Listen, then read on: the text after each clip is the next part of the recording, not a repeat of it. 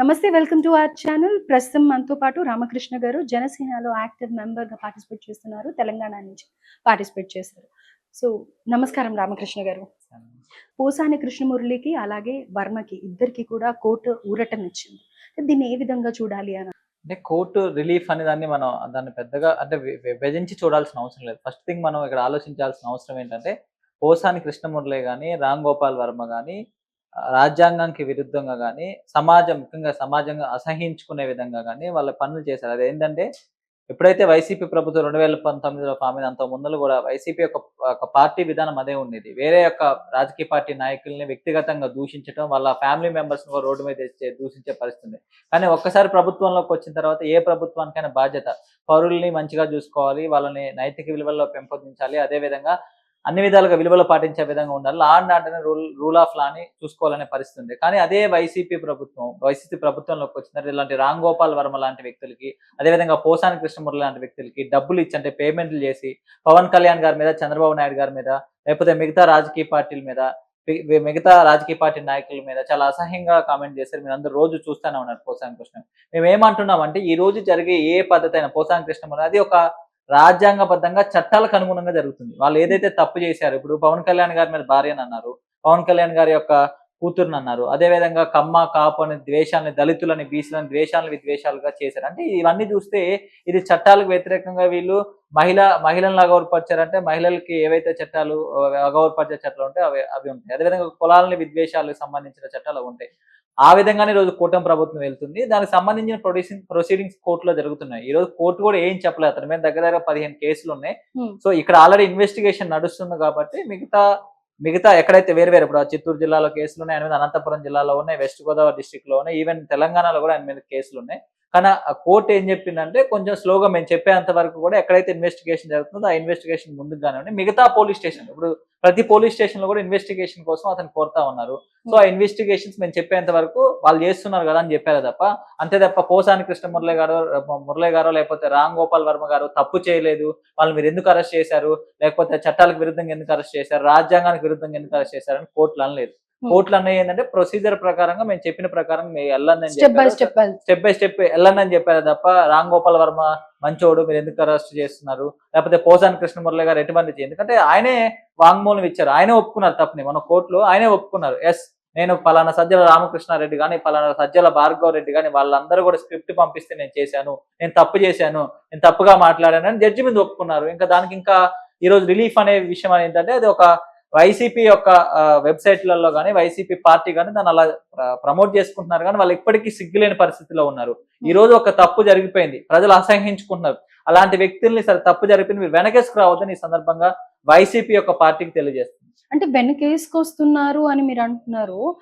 అక్కడ కొంతమంది మాట్లాడేది కూడా జగన్ ఎన్నడూ లేని విధంగా తల్లికి, చెల్లికి ఇంపార్టెన్స్ ఇవ్వకుండా పోసాని కృష్ణమురళికి అదే పనిగా వాళ్ళ వైఫ్‌కి కాల్ చేసి నేనున్నాను భయపడకండి అని భరోసా ఇస్తున్నారు అనంటే, వీళ్ళందరూ కూడా ఎంత పగతో రగిలిపోతున్నారు జనసేన మీద అనేది చూడొచ్చు అనేసి ప్రతి ఒక్కళ్ళు చెప్తూ ఉన్నారు.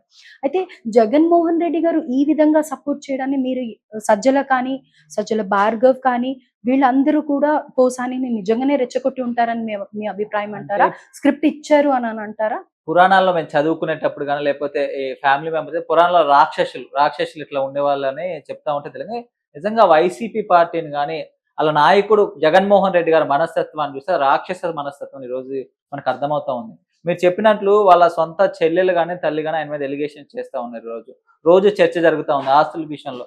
ఈవెన్ సొంత తల్లి చర్చ జరుగుతా ఉంది. నువ్వు ఒక పోసాని కృష్ణమురళి అనే వ్యక్తి తప్పు చేసిండు, సమాజం అంతా కూడా తప్పని వస్తున్నప్పుడు అతను నువ్వు వెనకేసుకొచ్చుకుంటూ సొంత తల్లిని నువ్వు దూరంగా పెడితే ఎటువంటి రాక్షస మనస్తత్వం ఒకసారి ఆలోచించుకోవాల్సిన సందర్భం ఉంది. ఒక రాజకీయ నాయకులు అంటే ప్రజలకి మంచి చేసే వ్యక్తులు అయి ఉండాలి, ప్రజలకి దిశానిర్దేశం చేసే వ్యక్తులు అనేది ఒక రోల్ మోడల్స్ అయి ఉండాలి. అంటే ప్రజల యొక్క రాజకీయ నాయకులే డిసైడ్ చేశారు ప్రజల నడవడికను. ఎందుకంటే రోజు ప్రభుత్వ కార్యకలాపాలు చేసే చట్టాలను బట్టే సమాజం నడుస్తూ ఉంటుంది. అలాంటి ప్రభుత్వంలో ఉండే రాజకీయ నాయకులు కానీ, మిగతా బయట ఉండే ప్రతిపక్షం రాజకీయం చాలా నిబద్ధతతో ఉండాలి, అదే కమిట్మెంట్తో క్యారెక్టర్ కూడా చాలా బాగుండాలి. అలాంటిది వీళ్ళే ఇప్పుడు ఏదైతే పోసాని కృష్ణమురళి గారికి సజ్జల రామకృష్ణారెడ్డి స్క్రిప్ట్ పంపించిందో ఆయన ఒప్పుకుండు. సో మేము ప్రజలందరూ ఒకటే అర్థం చేసుకోవాలి, ఇలాంటి రాక్షస మనస్తత్వం ఉన్న వ్యక్తిని మీరందరూ చాలా గొప్పగా ఓడించి ఇంట్లో కూర్చోబెట్టారు. అసలు ఇలాంటి వ్యక్తి రాజకీయాల్లోనే లేకుండా చేసే పరిస్థితిని ఈ యొక్క ప్రజలు తీసుకురావాలని మేము కోరుకుంటాం. ఎందుకంటే ఇలాంటి వ్యక్తులు ఉంటే సమాజానికి చాలా మంచిది కాదు. సొంత తల్లిని, చెల్లిని చూసుకునే పరిస్థితి ఈయనకి ఉంది గానీ, ఎవరో పోసాని కృష్ణమోహన్ లాంటి ఒక నికృష్టుడిని ఈ రోజు వెనకేసి వచ్చే పరిస్థితి ఉందని మీ సందర్భం. ఎందుకు వెనకేసుకొస్తుందంటే ఆ స్క్రిప్ట్ పంపించింది జగన్మోహన్ రెడ్డి కాబట్టి, అటువంటి బూతులతో ఆ విధంగా తిట్టమని చెప్పింది జగన్మోహన్ రెడ్డి కాబట్టి ఆయన వెనకేసుకొస్తాం. పోసాని కృష్ణమురళి అరెస్ట్ తర్వాత నెక్స్ట్ ఎవరు టర్న్ రెడ్ బుక్ అమలు చేస్తున్నారు అన్న మాట ఎక్కువగా వినిపిస్తుంది.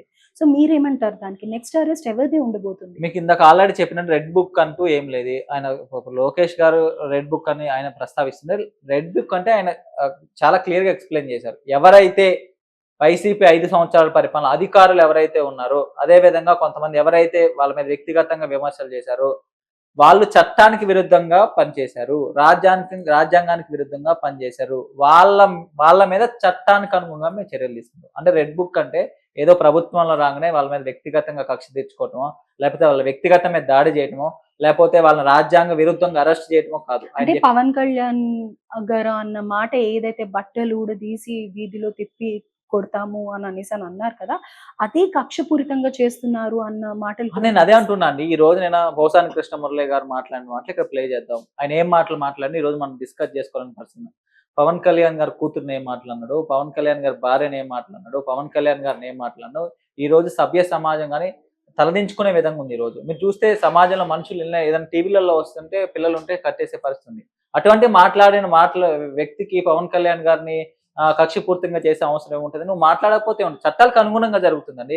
అదే విధంగా నిజంగా చేయాలనుకుంటే ప్రభుత్వం వచ్చిన 1 month లో చేయొచ్చు. కానీ రూల్ ఆఫ్ లా ప్రకారం ఈ రోజు 7-8 months అవుతుంది, ఆల్మోస్ట్ 1 year అవుతుంది ప్రభుత్వం ఫామ్ అయ్యి. రూల్ ఆఫ్ లా ప్రకారం వెళ్తుంది. ఈ యొక్క న్యాయస్థానంలోనే చట్టాల్లోనే దానికి అనుగుణంగా జరుగుతుంది. ఎటువంటి కక్షపూర్తికంగా జరిగే వ్యవహారం ఉండదు. చంద్రబాబు నాయుడు గారు కానీ, పవన్ కళ్యాణ్ గారు కానీ ఆంధ్రప్రదేశ్ అభివృద్ధిని ఏ విధంగా ముందుకు తీసుకెళ్లాలి, ఆంధ్రప్రదేశ్ ఏ విధంగా ముందుకు తీసుకెళ్లాలని దృష్టి పెట్టారు తప్ప ఇటువంటి మాట మీద. కానీ ఏదైతే లా అండ్ ఆర్డర్ ఏదైతే ఉందో, శాంతి పద్ధతులు ఏవైతే ఉందో, సమాజంలో మంచి యొక్క పద్ధతిని ఏ విధంగా తీసుకెళ్ళాలో వాటన్నిటికి కూడా లా అండ్ ఆర్డర్ ఉంటుంది కాబట్టి ఆ లా అండ్ ఆర్డర్ ప్రకారం ఆ లా అండ్ ఆర్డర్, ఆ పోలీస్ వ్యవస్థ, చట్టాలు వాటి పని వాటి చేసుకుంటూ వెళ్తున్నాయి తప్ప దాంట్లో చంద్రబాబు గారి ప్రమేయం కానీ, పవన్ కళ్యాణ్ గారి ప్రమేయం ఉండబోదు. రైట్. అయితే ఇక్కడ వైఎస్ఆర్‌సీపీ నుంచి ఇలా నెగెటివ్ కామెంట్స్, పర్సనల్ అటాక్స్ చేసిన వాళ్ళ లిస్ట్‌లో పేర్ని నాని, అనిల్ కానీ, లేకపోతే ఇంకా వేరే వాళ్ళు ఎవరైతే ఉన్నారో వాళ్ళందరితో పాటు ఆడవాళ్ళలో ముఖ్యంగా చూస్తే గనుక రోజా గారి పేరు ఎక్కువగా వినిపిస్తూ ఉండేది. సో ఆ రోజా గారి మీద ఏదైనా యాక్షన్ తీసుకోబోతున్నారా నెక్స్ట్?